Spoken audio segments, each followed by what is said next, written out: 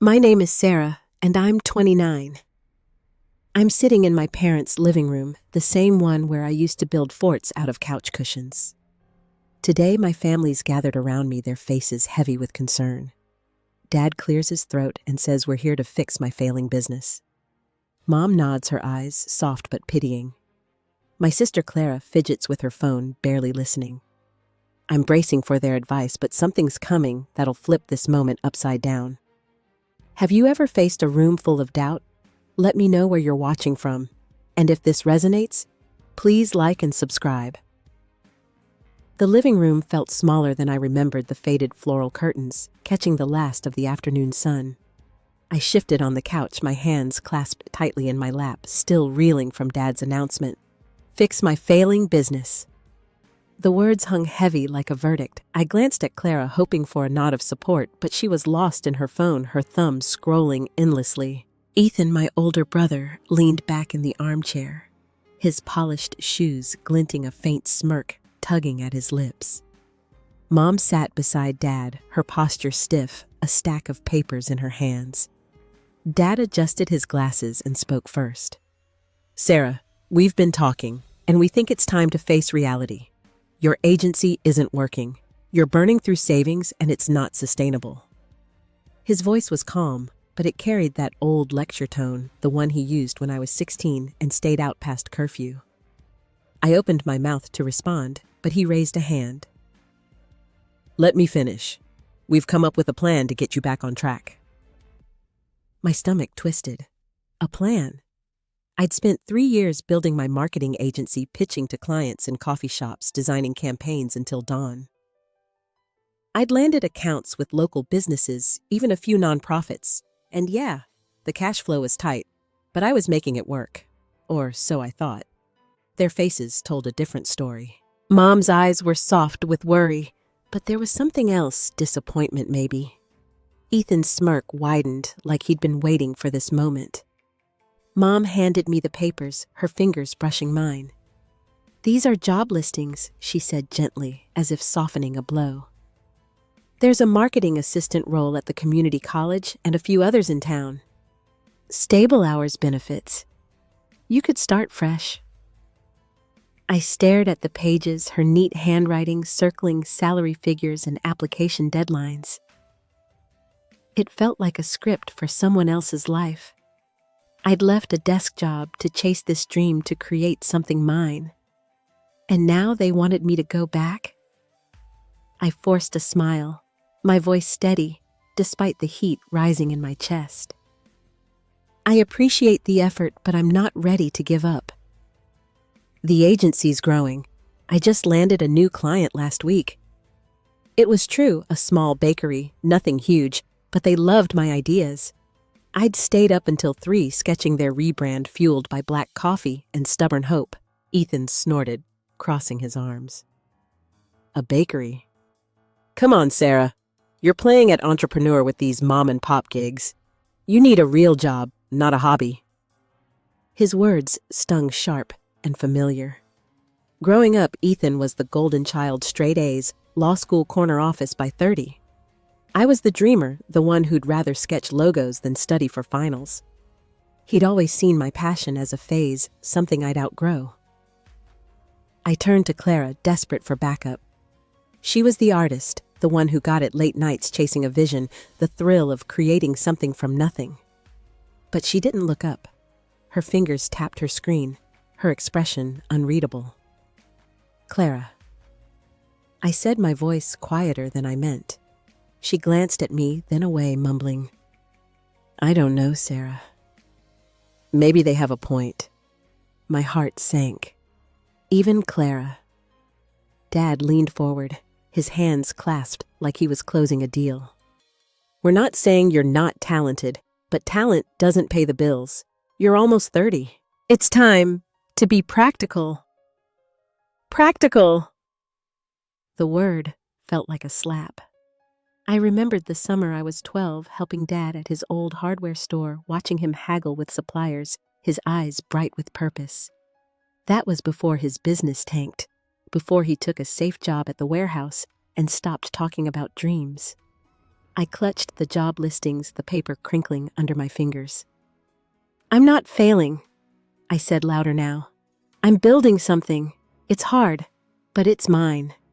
Ethan rolled his eyes, and Mom sighed like I was a kid refusing bedtime. Clara's silence was the worst, though. I'd always counted on her to have my back to see the spark in what I was doing. Her quiet felt like a door slamming shut. The room grew heavier, their stares pressing in. I wanted to tell them about the late nights, the clients who thanked me with tears in their eyes, the campaigns that put small businesses on the map. But the words stuck in my throat, drowned out by their certainty that I was sinking. I looked at Dad's old briefcase, propped against the coffee table, its leather worn from years of carrying his own ambitions. He'd given up after his store failed. Did he think I would too? I took a deep breath, trying to steady the tremor in my hands. The job listings lay crumpled in my lap, a silent accusation. I looked around the living room, searching for an ally, but the air felt thick with their unspoken verdict.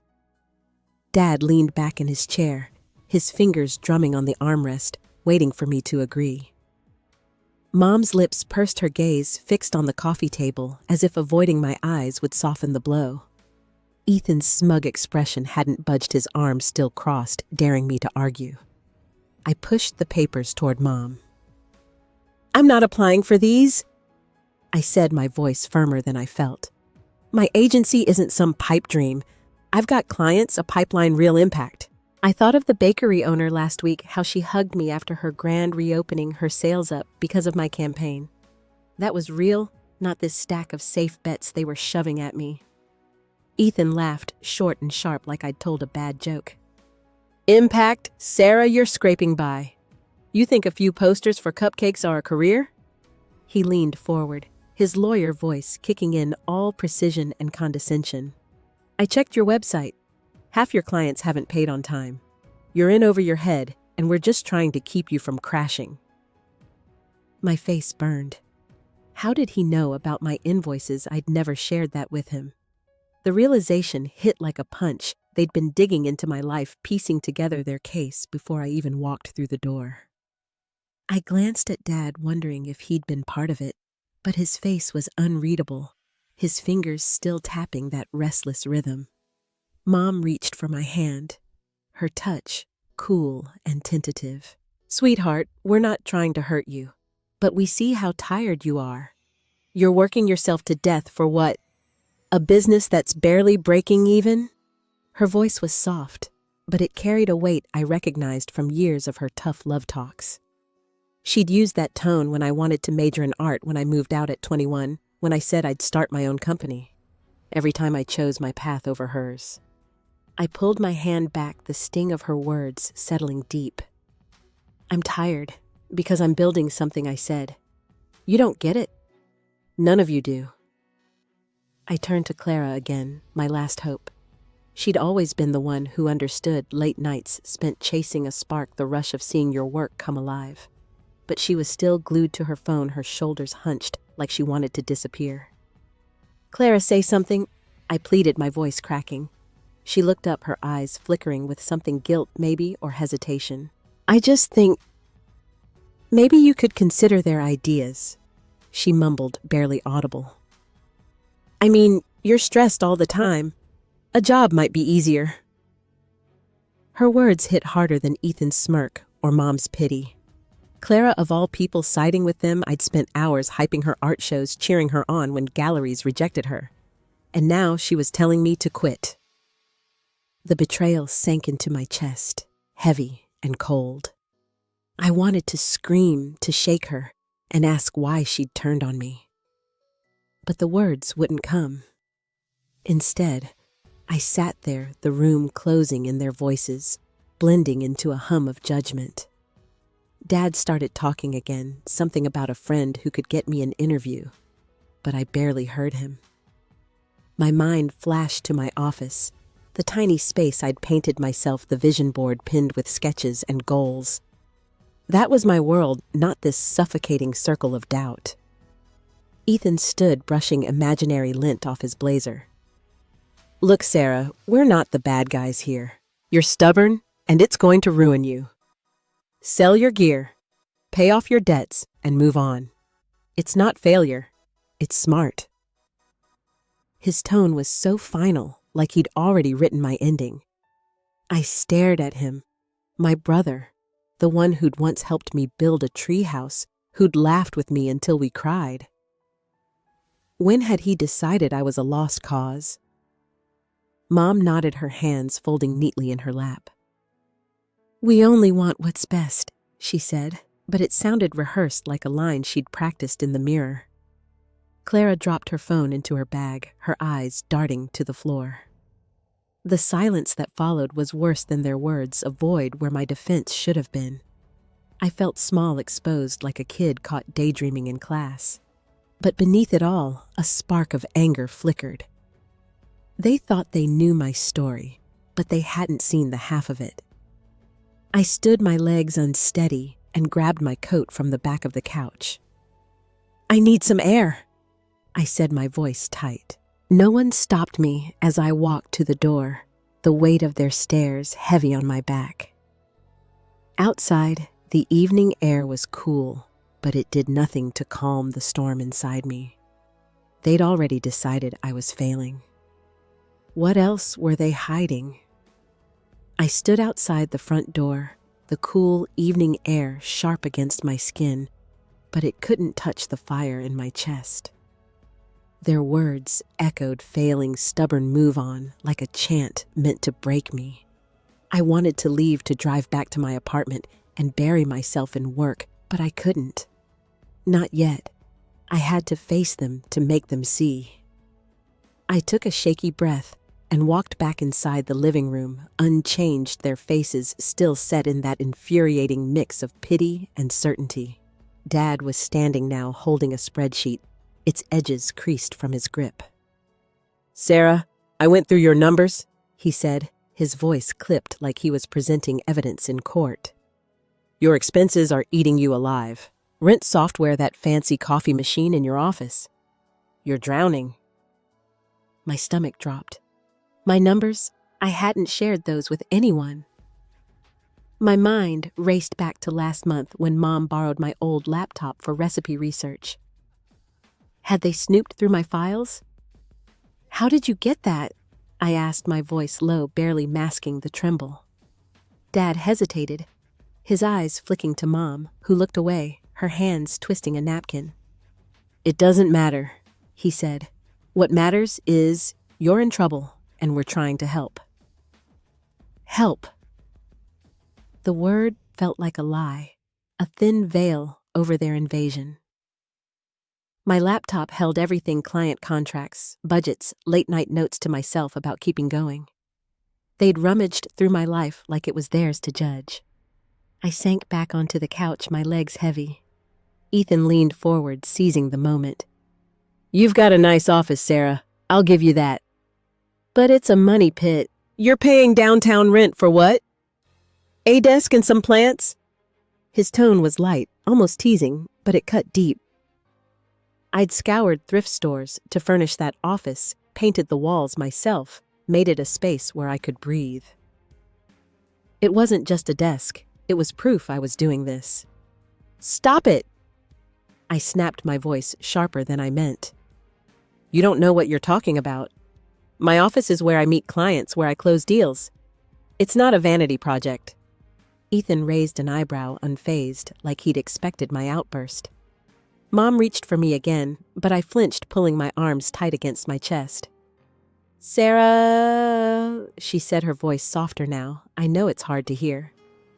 "But I talked to Linda's daughter. You remember her? She wanted to be a singer, chased it for years. She's a bank teller now, happy, stable. Sometimes letting go is the brave thing." Her story landed like a stone in my gut. Linda's daughter.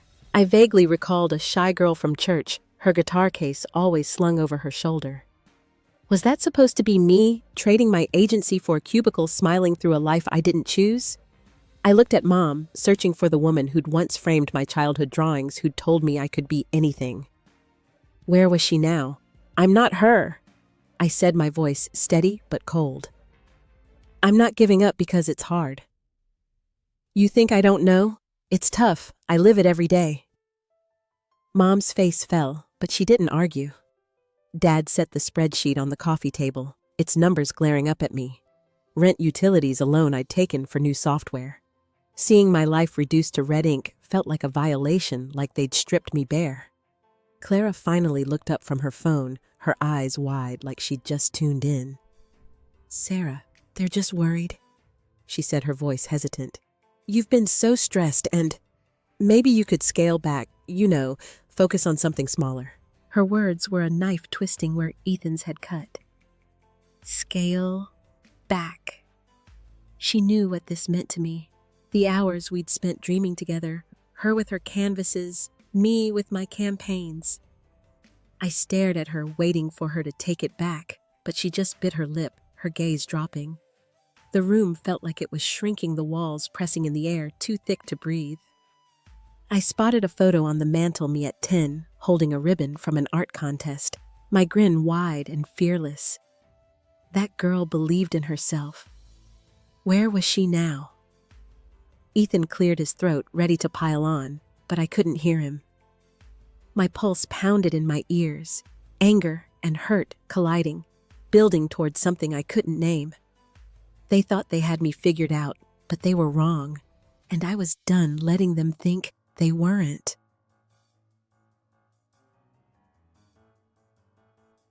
My hands trembled as I gripped the couch, the fabric rough under my palms.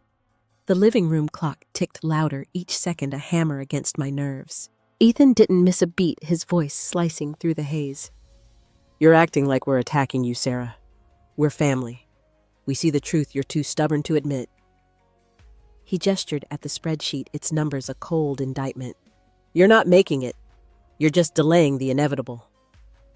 His words weren't new, but they landed differently now, each one a weight piling onto my chest. I wanted to scream that he was wrong, that my agency wasn't just numbers on a page. It was the bakery owner's smile, the non-profit director's handshake, the late-night emails from clients who believed in me. But my throat tightened, the words trapped. I looked at Dad, hoping for a crack in his resolve, but he was staring at the floor, his jaw set. Mom's napkin was shredded in her lap, her silence louder than any lecture. "You don't know my truth." I managed, my voice hoarse. "You're judging me based on what?" A few tough months. I pointed at the spreadsheet, my finger shaking. "Those numbers don't show the campaigns I've built, the people I've helped. You didn't even ask me." My eyes stung, but I refused to cry. "Not here. Not now." Mom's head snapped up, her voice sharp for the first time. "We didn't ask because we can see it, Sarah. You're exhausted. You barely visit. You're pouring everything into this gamble, and it's breaking you." Her words cut deeper than Ethan's jabs, laced with a mother's fear, but delivered like a verdict. I remembered the last time we'd talked, a quick call between meetings, her asking when I'd come home. I'd brushed her off too, buried in work. Was that what this was punishment for? Pulling away? Clara shifted in her seat, her hands twisting together. "Sarah, I didn't mean to upset you," she said, her voice small. I see how hard you're pushing, and it scares me. What if it all falls apart?" Her eyes met mine, pleading, but all I saw was doubt. Clara, who'd cried on my shoulder after her last gallery rejection, who'd sworn we'd never give up on our dreams. Now she was scared for me. The betrayal burned hotter than anything else. I laughed, bitter and raw, the sound foreign in my throat. "So that's it. You all think I'm one bad month from collapsing? You've already written me off." I turned to Dad, my voice rising. "You had a business once. You know what it's like to fight for something. Why can't you believe in me?" His eyes flicked up, and for a moment I saw something, regret maybe, or shame. But he didn't answer. He just looked away, his fingers stilling on the armrest. Ethan stood, his patience gone. This isn't about belief, Sarah. It's about reality. You're not Dad. You're not some scrappy entrepreneur beating the odds. You're in debt, and you're too proud to admit it. He stepped closer, his voice lowering, almost gentle, which made it worse. Let it go before it drags you down. We're trying to save you. Save me. The phrase echoed, twisting in my gut. I thought of my office, the vision board I'd pinned with dreams, a big client, a team, a legacy. I thought of the nights I'd cried alone, doubting myself, only to get up and keep going. They didn't see that, Sarah. They saw a failure, a cautionary tale to be fixed. My chest ached, a mix of rage and grief, like I was mourning something I hadn't lost yet. Clara reached for my arm, but I pulled away the contact too much. Don't, I said, my voice barely a whisper. The room was suffocating, their faces a blur of judgment and fear. I wanted to run, to tear that spreadsheet to pieces, to make them understand, but all I could do was sit there, my heart pounding, the weight of their doubt crushing me. And then Clara's phone buzzed, a sharp sound that cut through the silence, her eyes widening as she glanced at the screen. Clara's phone buzzed again, the sound slicing through the room like a blade. She gasped, her hand flying to her mouth, eyes wide as she stared at the screen. The air shifted, everyone turning to her, but I was too raw to care. My heart was still racing their words. Save you? Failure, let it go, churning in my head.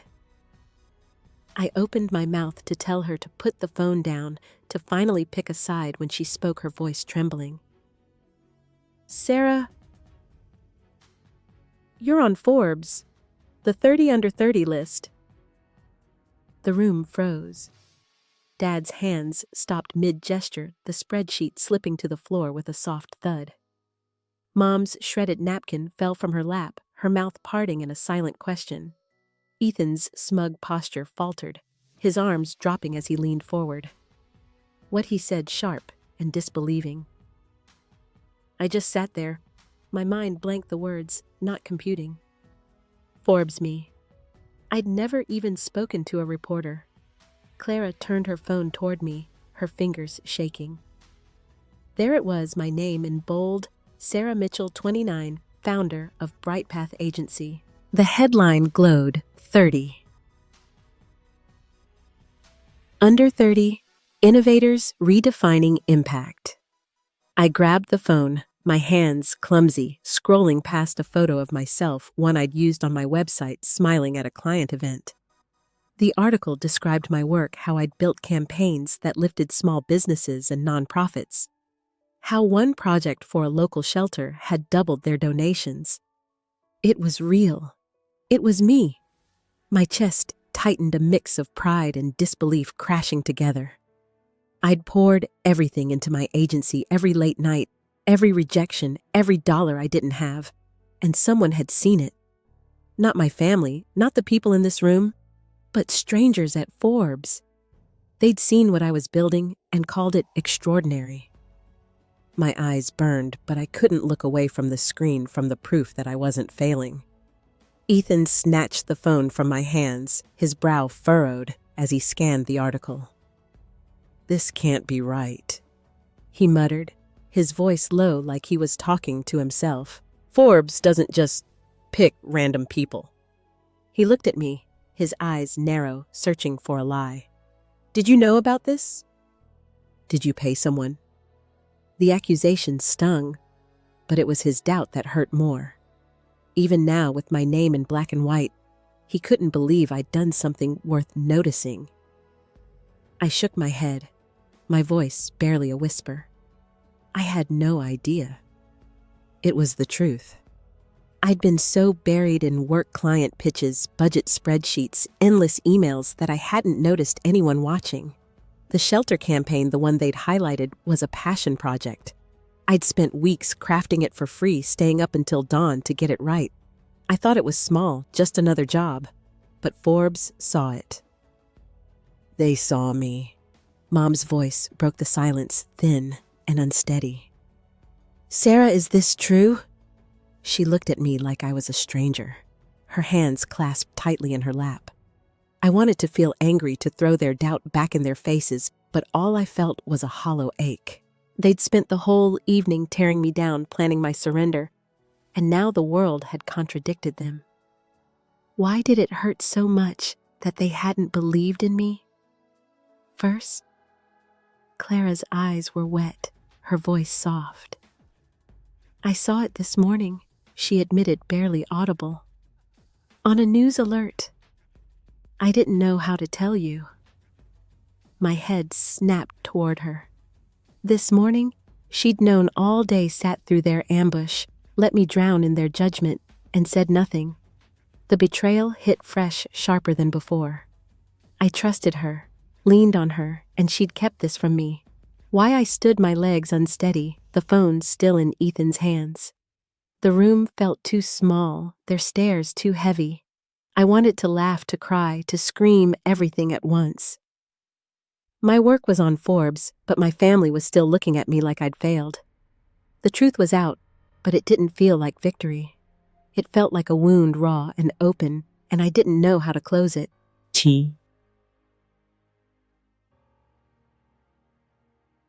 Clutched the edge of the couch, my knuckles white, trying to anchor myself as the room spun. Clara's confession hung in the air. She'd known about the Forbes article all day, kept it secret while they carved me open. Ethan was still scrolling on her phone, his jaw tight, muttering about fluffy PR nonsense. Mom's hands trembled in her lap, her eyes darting between me and the floor. Dad stood frozen, his face a mask, but I could see the flicker of something in his eyes. Guilt, maybe, or disbelief. I forced myself to speak, my voice raw. Clara, you knew this morning? You sat here, let them rip me apart, and didn't say a word. She flinched, her cheeks flushing, but she didn't answer. Her silence was a fresh cut, deeper than Ethan's accusations. I'd always thought we were a team, two dreamers against the world. But she'd chosen to hide the one thing that could have changed everything. Ethan tossed the phone onto the coffee table, the clatter sharp in the quiet. Okay, let's say this is legit, he said, his tone dripping with skepticism. One article doesn't mean you're thriving. It's probably just a diversity pick or some feel-good story. His words were a slap, reducing my work to a token gesture. I wanted to grab the phone, shove the article in his face, make him read every word about the shelter campaign, the lives I'd touched. But my arms felt leaden, pinned by the weight of his dismissal. Mom's voice cut in high and unsteady. Sarah, we didn't know. But this doesn't change the facts. You're still struggling, still risking everything. Forbes doesn't pay your bills. Her words were meant to be kind, but they twisted the knife. Even now, with my name in lights, she saw me as a problem to fix. I thought of the nights I'd skipped dinner to save money, the bills I'd juggled to keep my office. Did she think I was blind to the risks? Dad finally spoke, his voice low, almost a whisper. I thought we were helping you avoid my mistakes. He looked at me, and for the first time, I saw cracks in his usual stoicism. His eyes glassy, his shoulders slumped. My business failed because I didn't know when to stop. I didn't want that for you. His admission should have softened me, but it didn't. It felt like another excuse, another way to justify their ambush. He'd given up his dreams, and now he expected me to do the same. I stood, my legs shaking, the room tilting under me. You didn't help me, I said, my voice breaking. You judged me. You went behind my back, dug into my life, and decided I was done. And Clara? I turned to her, my throat tight. You let it happen. You had the truth in your hands, and chose to stay quiet. Her eyes filled with tears, but I couldn't stop. Do you know what that feels like? To be alone in this room, fighting for myself while you all just watched. The silence was deafening their faces, a gallery of shock and shame. Ethan's mouth opened, then closed, his usual confidence gone. Mom's hands covered her face, her shoulders shaking. Dad stared at the fallen spreadsheet as if it could undo the moment. Clara's tears spilled over, but she didn't speak, didn't defend herself. I wanted them to argue, to fight back, to give me something to push against. But they didn't. They just sat there, and it was worse than anything they could have said. My chest heaved, my breath shallow, like I was drowning in the truth I'd just spoken. The Forbes article was supposed to be my triumph, my proof, but it felt hollow now. My family's doubt had cracked something inside me, and no headline could fix it. I was standing in the middle of their silence, exposed raw with nowhere to go. I stood there, the silence suffocating their faces, etched with guilt and shock. My legs trembled, but something inside me shifted like a spark catching dry wood. I was done shrinking, done letting their doubts define me. My eyes locked on the coffee table, the scattered papers, the phone still open to the Forbes article. I took a slow breath, steadying myself, and stepped forward, my voice cutting through the quiet. I need you to listen, really listen, because I'm not who you think I am. Mom's hands dropped from her face, her eyes wide. Ethan's jaw tightened, but he stayed silent. Clara's tears slowed her gaze, lifting to meet mine. Dad's shoulders stiffened, but he didn't look away. I felt Mark's presence behind me, my husband who'd slipped into the room during the chaos, his quiet strength a lifeline. I hadn't noticed him earlier, but now his nod gave me courage. I turned to Dad first, my heart pounding, but my voice clear. You said you didn't want me to repeat your mistakes, but you never asked what I've built. My agency isn't just a gamble. It's helping people, the small businesses, nonprofits, families who need a voice. Last month, I redesigned a menu for a diner that was about to close. They're thriving now. That's not failure. I paused, letting the words sink in, watching his eyes flicker with something new, surprise, maybe respect. I faced Mom next, my chest tight, but my resolve firm. You're scared for me. I get it, but your fear isn't my truth. I'm not breaking. I'm growing. Every late night, every tough call, it's making me stronger. I don't need a bank job to be safe. I need you to trust me. Her lips parted, but she didn't speak, her hands twisting in her lap.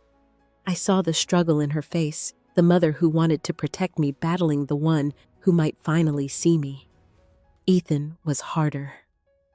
I turned to him, my voice steady, despite the old sibling wounds. You think I'm playing at this, Ethan. But you don't know my world. My clients aren't just names on a website. They're people who bet on me and I deliver. You checked my invoices. Fine, check this. I pulled my phone from my pocket, opened an email from the shelter director, and read aloud. Sarah, your campaign changed everything. We're fully funded for the year. Thank you. I looked at him, daring him to dismiss it. His smirk was gone, his eyes narrowing, but he didn't argue. I glanced at Clara, my heart softening, but still raw. Clara, you hurt me today. You knew the truth and stayed quiet. But I'm not giving up on us. I'm proud of you, always have been. I just need you to be honest with me. She nodded, her eyes brimming again, but this time she held my gaze, a silent promise. I felt a weight lift, not all of it, but enough to keep going. I stepped back, addressing them all, my voice rising with a strength I hadn't known I had. I'm not asking for your approval anymore. I'm telling you who I am. My agency is my life, my choice, and it's working. Not because of luck, but because I've fought for it. You can doubt me, but you can't change my truth. My hands shook, but I felt alive, like I'd finally claimed the space I'd been shrinking from. Mark's hand brushed my back, a quiet anchor. I looked at Dad's old briefcase still propped against the table and thought of the man he used to be, the one who'd dreamed big before the world wore him down. I wasn't him. I wasn't giving up. The room was still their faces, a mix of shock and something else, maybe awe, maybe unease. I didn't care. For the first time, I was speaking for me, and I wasn't done yet. I felt the room shift, the air lighter, like I'd cracked open a window in a stuffy attic. My words hung there raw and unyielding, and for the first time, I didn't care how they landed. I'd spent years chasing their approval, molding myself to fit their expectations. But standing here, my voice still echoing, I realized I didn't need it. I was enough. My agency, my choices, my fight, they were mine, and no one could take that away. I turned to Dad again, my heart steady now. You lost your business, and I know it broke you. I was there, Dad. I saw you stop smiling, stop dreaming. But that's not my story. I'm not running from hard. I'm running towards something bigger. His eyes widened, a flash of pain crossing his face, but he nodded just once, like he was seeing me for the first time. It wasn't an apology, but it was close enough for now. I faced Ethan, my voice calm, but firm. You've always thought you had me figured out. The little sister who'd crash and burn. But I'm not your cautionary tale. My clients trust me because I show up every time. That's more than numbers on your spreadsheet. I pulled up another email on my phone, this one from a craft store owner. Sarah, your ads brought in our best month ever. We're hiring again. I slid the phone toward him, watching his eyes scan the screen, his silence louder than any comeback. Mom was next, her face softer now, but still guarded. I know you love me, I said, my voice gentler. But love doesn't mean controlling my path. I'm not your friend's daughter or dad or anyone else. I'm me, and I'm building something real. If you can't see that, it's okay. I'll keep going anyway. She blinked rapidly, her hands still, and I saw a tear slip down her cheek. It hurt to see her cry, but it didn't shake me. I was done carrying her fears. I looked at Clara, my heart a mix of ache and hope. We're artists, you and me.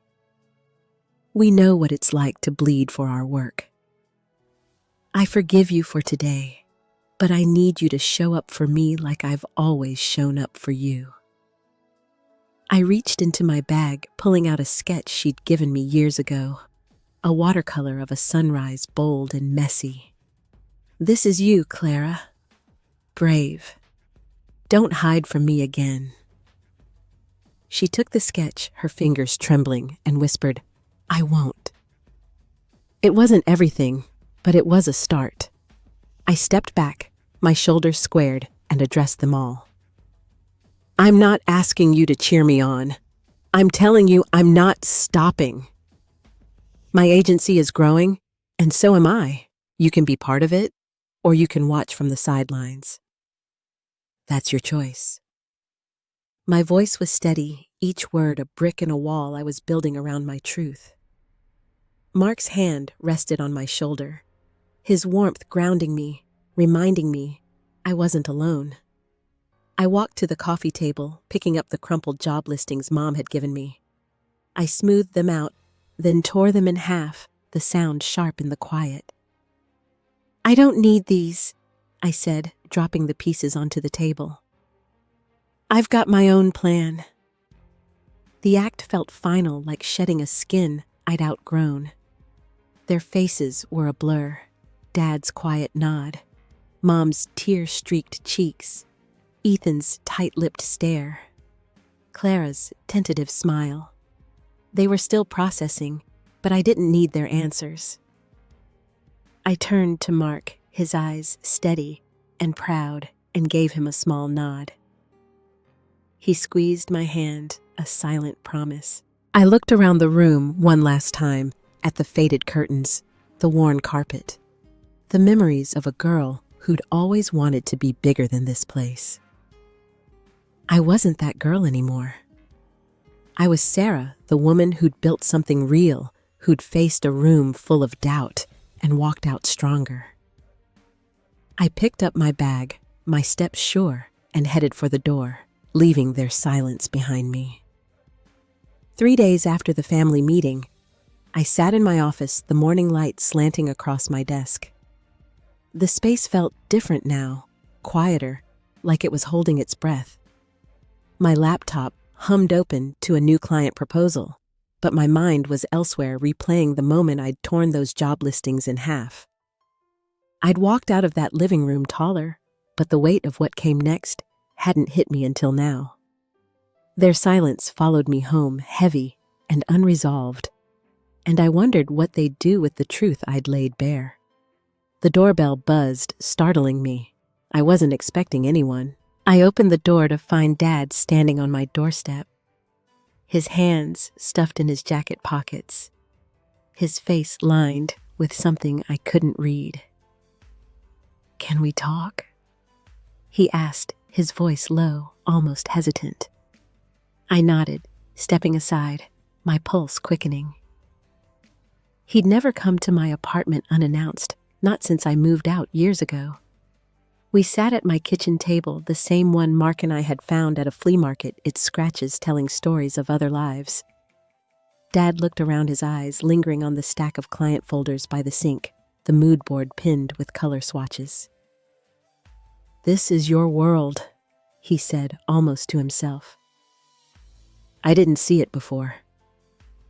His words caught me off guard, soft but deliberate, like he'd been rehearsing them. I waited, unsure what to say. He cleared his throat, his fingers tracing the table's edge. "When my store went under, I lost more than money. I lost myself. I thought I was sparing you, that pushing you towards something safe, but I was wrong." His voice cracked, and he looked at me, his eyes raw. "You're stronger than I was." "I'm sorry, Sarah. I should have trusted you." The apology landed like a stone, heavy with years of unspoken regret. I wanted to reach for his hand, but I didn't. Not yet. I knotted my throat tight. "Thank you," I said, my voice steady but soft. "It means a lot to hear that." He smiled, small and tired, and for a moment I saw the man who'd taught me to balance a checkbook, who'd believed in me before the world told him not to. He didn't stay long, just long enough to leave a warmth I hadn't felt in years. Later that day, my phone pinged with an email from Mom. The subject line was blank, but the message was long, her words careful, like she'd rewritten it a dozen times. She admitted she'd been scared not just for me, but for herself, seeing me chase a life she'd never dared to. "I wanted you safe," she wrote, "but I didn't see how much you've grown. I'm proud, Sarah, even if I don't always show it." The words were a balm, but they stung too. She still didn't fully understand my world, and maybe she never would. I read the email twice, my coffee growing cold. Pride and frustration tangled inside me. I wanted to call her to bridge the gap, but something held me back. Her words were a step, but they didn't erase the hurt of that meeting, the way she'd sat there letting me fight alone. I closed the laptop, needing space, and turned to the window. The city hummed below, indifferent, and I felt caught between forgiveness and the need to protect my own heart. That evening, Ethan texted. A single line, "Congrats on Forbes." Didn't see that coming.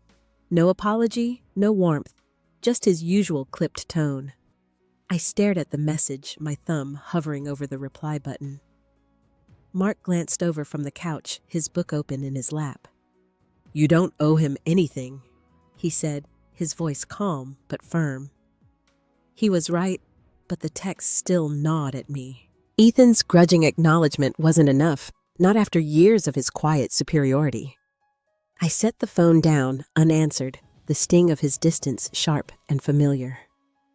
The day ended with a quiet ache, my heart full but heavy. Dad's visit, Mom's email, Ethan's text, they were pieces of a puzzle I didn't know how to fit together. I'd spoken my truth, and it had shifted something, but the ripples were messy, incomplete. I sat at my desk, staring at the client folders, and felt the weight of what I'd started.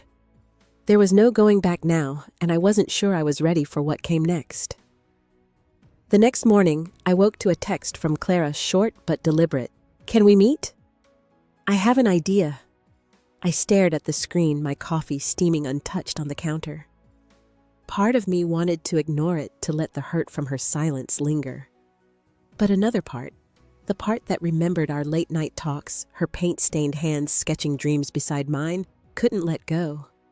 I typed back, "Okay, noon at the cafe." My fingers hesitated before hitting send, but I did it anyway. The cafe was tucked in a quiet corner of town, its windows fogged from the morning chill. Clara was already there, her sketchbook open, a pencil tucked behind her ear. She looked up as I sat down, her smile tentative, like she was testing the water. "I messed up," she said, no preamble, her voice low. "I should have told you about Forbes right away. I was scared, Sarah. Scared I'd make it worse." Her honesty disarmed me, but the ache in my chest didn't fade. I stirred my latte, the spoon clinking softly. "You did make it worse," I said, my voice even, not cruel but clear. "I needed you, Clara. You saw me drowning in there, and you looked away." She winced, her fingers tightening around her sketchbook. "I know," she whispered. "I've been stuck, you know. My art's not selling, and seeing you, you're so fearless. It made me feel small." Her admission hung between us, raw and fragile, and for the first time, I saw her not as my ally, but as someone wrestling her own shadows. She slid the sketchbook toward me, her voice brighter but still shaky. "I had an idea. A campaign local artist tied to your agency. I want to help, if you'll let me." The pages showed rough sketches, murals, posters, a community art fair. It was good, thoughtful, the kind of project I'd have jumped at a year ago. But I didn't feel the spark. "Not yet." "It's a start," I said, sliding the book back. "But we need to rebuild trust first." She nodded, her eyes steady, and I felt a flicker of hope, small but real. Back at home, Mark was cooking dinner, the smell of garlic and rosemary filling the apartment. He glanced at me as I dropped my bag, reading my face like he always did. "Clara?" he asked, stirring the pan. I nodded, sinking into a chair. "She's trying," I said, "but it's not enough yet." He set the spoon down, his hands resting on the counter. "You don't have to fix it all at once. You stood up for yourself. That's enough for now." His words were simple, but they settled something inside me like a stone finding its place in a riverbed. The week passed in a blur of client calls and late-night edits, my routine, a quiet rebellion against the chaos of that meeting. But Ethan's text kept resurfacing in my mind, its cold brevity a splinter I couldn't pull out. I didn't reply, but I didn't delete it either. Mark noticed, his voice gentle one night as we lay in bed. "He's not worth your energy, Sarah. Let him sit with his own choices." I nodded, but the truth was harder. Ethan was my brother, the one who'd carried me on his shoulders at summer fairs, who'd once been my hero. Losing that hurt more than I could say. By Friday, a package arrived, no note. Just a small wooden frame with a photo inside, me and Dad at a county fair, my 10-year-old self holding a cotton candy bigger than my head, his arm around me, both of us laughing. I knew it was from him, a gesture without words. I set it on my desk, my fingers tracing the glass, and felt the ache of forgiveness mixing with the scars of that night. They were all trying in their messy ways, but it wasn't enough to erase the hurt. Not yet. I sat back, the photo's soft glow catching the light, and let the quiet swallow me whole. I woke early, the city still cloaked in dawn's gray hush. My office was quiet, the hum of my laptop, the only sound as I sipped coffee, its warmth seeping through the mug. I opened my analytics dashboard, the numbers glowing, soft client engagement up, 2 new contracts signed, a steady pulse of growth. I leaned back, letting the data sink in. This was my proof, not for them anymore, but for me. I'd built this brick by brick, and it was standing tall. The morning light caught a small notebook on my desk, its cover worn from years of use. I flipped it open, landing on an entry from my first month in business. Day 23, pitched to a cafe today. They said no, but I'll try again. I'm not done. My handwriting was messy, fueled by hope and cheap wine. I smiled, tracing the words.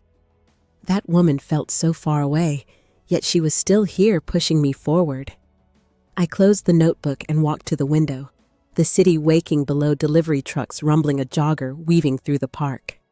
I used to look out this window and feel small, like my dreams were too big for these streets. Now I saw a possibility. The family meeting had cracked something open, not just with them, but in me. I didn't need their nods to know my worth. I'd found it in the work, in the quiet moments like this. My phone buzzed, a reminder for coffee with Clara. I grabbed my coat, the air crisp as I stepped outside. The cafe was a short walk, its bell jingling as I pushed through the door. Clara was at a corner table, her sketchbook closed, 2 lattes already waiting. I got you the usual, she said, her smile warm but cautious, like she was still learning how to meet me halfway. We talked not about the meeting or Forbes, but about her latest project, a mural for a community center. Her eyes lit up, hands gesturing as she described the colors, the story she wanted to tell.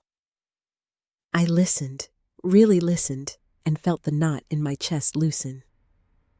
It sounds incredible, I said, meaning it. She paused, her fingers tapping the table. I want to do it right, Sarah, like you do with your work. I've been jealous, I think. You're so sure of yourself. Her words caught me off guard, honest in a way we hadn't been in years. I'm not always sure, I admitted, stirring my latte, but I keep going. That's the difference now. She nodded, her eyes searching mine, and I saw her not just as my sister, but as someone finding her own path. We weren't fixed, not completely, but we were here trying, and that was enough for today. Back at the office, I pulled up a spreadsheet, not theirs, but mine, tracking my goals. New hires, a bigger office, a pro bono fund for nonprofits. The numbers weren't perfect, but they were mine, built on choices I'd made, risks I'd taken. I thought of Mark, how he'd suggested a weekend away, just us to breathe.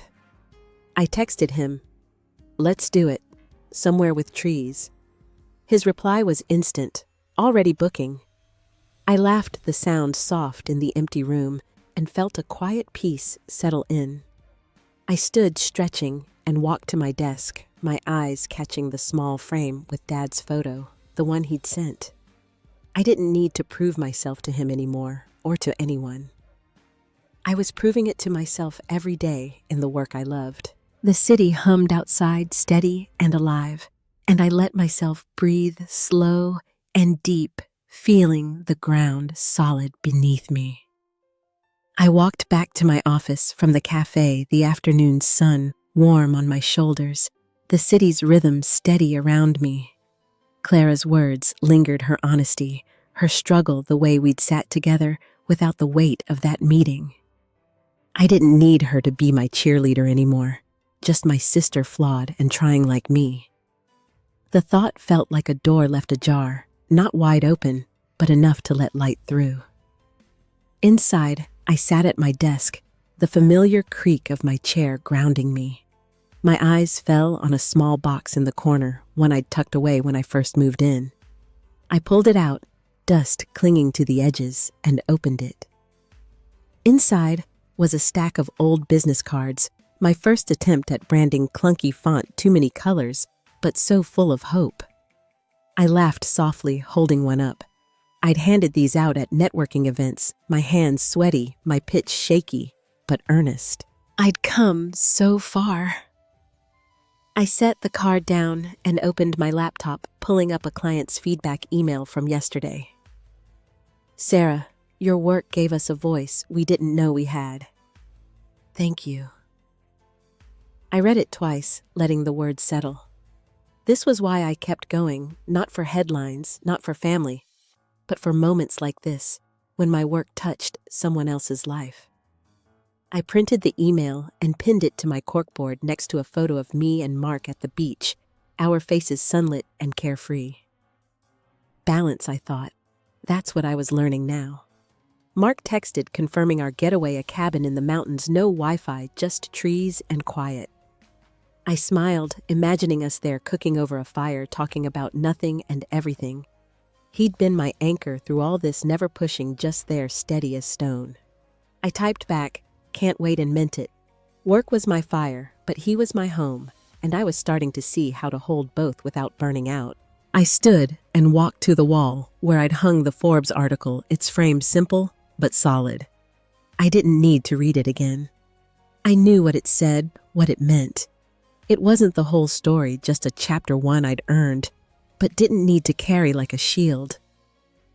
I traced the frame's edge, then stepped back, letting it be part of the room, not the center. My story was bigger than one moment, and I was still writing it. A new email pinged another client, a bookstore, asking for a rush job. My first instinct was to dive in to prove I could handle it, but I paused, remembering Mark's voice, the cabin, the life I wanted beyond my desk. I replied, setting a realistic timeline, and felt a quiet strength in that choice. I wasn't just my work anymore. I was Sarah whole, and I could say no without losing myself. I leaned back in my chair, the city's hum soft through the window.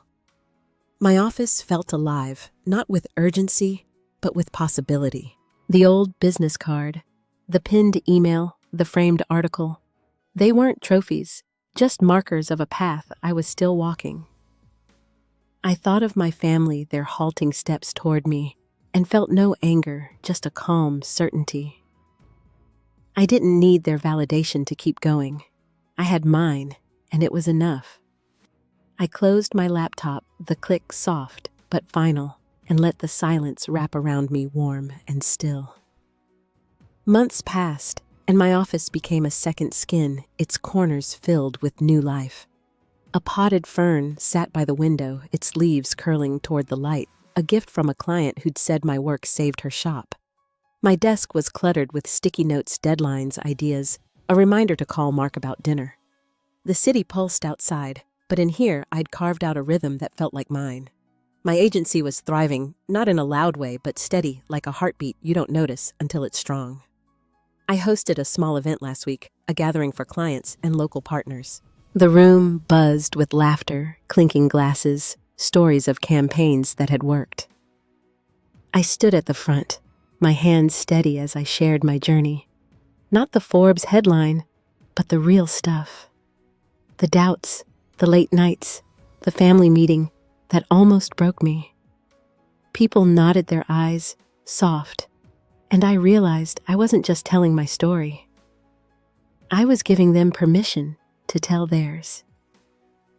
Dad came to the event, slipping in quietly, his jacket slung over his arm. He didn't say much, just listened, his face softer than I'd seen in years. Afterward, we stood by the dessert table, the crowd thinning. "You've built something special," he said, his voice low, his eyes on the room. "I'm proud of you." The words landed gently like rain on dry ground. I smiled, touching his arm. Thanks, Dad. We didn't need more. That moment was enough. Clara's project launched last month, her community art fair, a splash of color in the neighborhood. I helped with the branding, late nights over coffee, our laughter filling the gaps where hurt used to be. She hugged me at the opening, her arms tight. "We're good, right?" she whispered. I nodded, my throat tight. "Yeah, we're good." Our bond wasn't perfect, but it was real, stitched back together with time and truth. At home, Mark and I fell into a new routine. Sunday mornings were for pancakes, his batter lumpy but perfect, the kitchen warm with syrup and sunlight. We'd talk about the week, my clients, his latest coding project, or just sit in silence, the kind that feels like home. He'd seen me at my lowest, held me through it, and now he was here for the quiet victories. I'd catch his eye across the table, and we'd smile, no words needed. I started running in the evenings, not fast, just enough to feel my breath, the pavement solid under my feet. The park near our apartment was my route, its trees turning gold with fall. I'd pass other runners, dog walkers, kids on scooters, and feel part of something bigger, a world that didn't ask me to prove myself. Each step was a reminder I was here, moving forward, not because I'd won, but because I'd chosen to keep going. One night after a run, I sat on the couch, my legs sore, a glass of water sweating in my hand. The apartment was still, Mark asleep, the city a soft hum outside. I thought about the woman I'd been a year ago, desperate for approval, scared she'd never be enough. She was still part of me, but quieter now, softened by time and choices. I'd learned to hold my own story, to carry its weight without breaking. The thought felt like a deep breath, slow and full, settling into my bones. I found a new ritual, one I hadn't planned. Each week, I'd sit at my desk before dawn, the world still dark, and write a letter to myself. Not the me of now, but the me of 10 years ago, the one who'd scribbled dreams in a dorm room, scared but stubborn. I'd tell her about the stumbles, the nights I doubted everything, the family meeting that cracked me open. I'd tell her she'd make it not because she was perfect, but because she kept choosing herself. One letter stuck with me. I wrote about forgiveness, not the kind that erases pain, but the kind that sets you free. I forgave my family not for them, but for me, so I could walk lighter. I forgave myself, too, for the times I'd let their doubts creep into my bones. That letter ended with a line I hadn't expected. "You're enough even when you're messy." I folded it, tucked it into a drawer, and felt a quiet shift, like a tide turning. My days found a new balance. I'd meet clients at a diner down the street, their stories spilling over coffee, dreams, fears, plans for growth. I listened not just as a strategist, but as someone who'd walked through fire. My work felt deeper now, less about proving, more about connecting. I'd come home to Mark, to our small rituals, movie nights, walks by the river, his hand in mine. Life wasn't loud, but it was full, stitched together with moments I'd fought for. Ethan and I still hadn't talked, not really. His text from months ago sat unanswered, a loose thread I wasn't ready to tie. I saw him at a family dinner last week, his laugh a little too loud, his eyes avoiding mine. I didn't push. Some bridges take time, and some stay broken. I was okay with that, not out of anger, but because I'd learned to hold my own peace. I didn't need everyone to understand me anymore. I thought about strength a lot, how it's not about winning or being right. It's about showing up even when your heart's bruised and choosing to build anyway. That family meeting taught me something I'll carry forever. My worth isn't in their eyes, or a headline, or a bank account. It's in the quiet choices, getting up, trying again, loving the messy parts of myself. I'd been so afraid of failing, of not being enough, but I'd learned to let that fear go. It wasn't about being fearless. It was about being faithful to my own path. I stood in my office one evening, the city's lights flickering beyond the window. A new campaign was taking shape, one for a youth center, all bold colors and big dreams. I smiled, thinking of the girl I'd been, the one who dared to start this. She'd be proud, not because I'd made it, but because I hadn't stopped. I turned off the light, the room soft in the dusk, and felt whole. Not perfect, but whole. What's a moment that made you choose yourself? I'd love to hear your story in the comments. It's these stories that connect us, that remind us we're not alone. If this resonated with you, please like and subscribe to join me on this journey. Share it with someone who needs to hear it, someone who's fighting their own quiet battles. Thank you for being here, for listening, for carrying your own light. Here's to finding our strength one step at a time.